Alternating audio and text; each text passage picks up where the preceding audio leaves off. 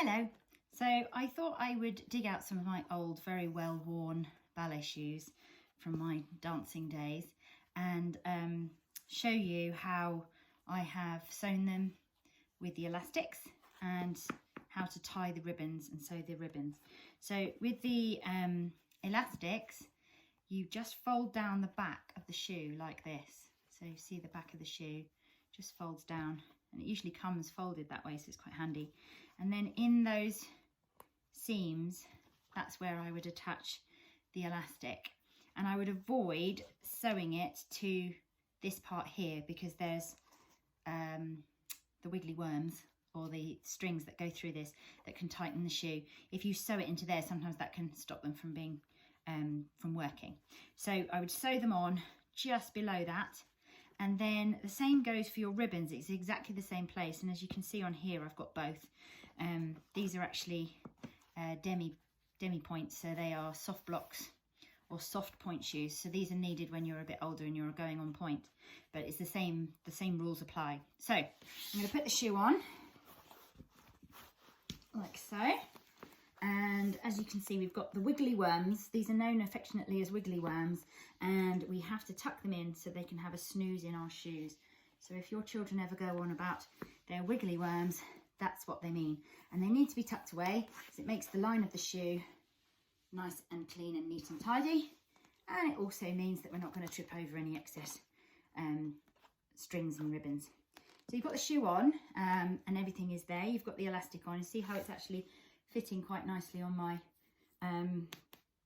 my ankle. You should have a little give in there so that the ankle can move, but that should be nice and flat to the skin. So that's your elastics. Now let's do the ribbons. So ribbons, we start with the inside one, and we go across the ankle, round the back, and round to the side on the inside. So you see this bit here on the inside, that's where you want to go to. That's that first one. And then the outside of the shoe, we go round and join with the other one. So you've got, I'll just do that again for you so you can see. Take your inside ribbon, the one that's in the instep, so this part here, your arch, inside ribbon, up, over and round, and then this one just up and over and join. Then you've got your left, oh, I have a hair, that's nice. You have your left ribbon goes across, so left over right,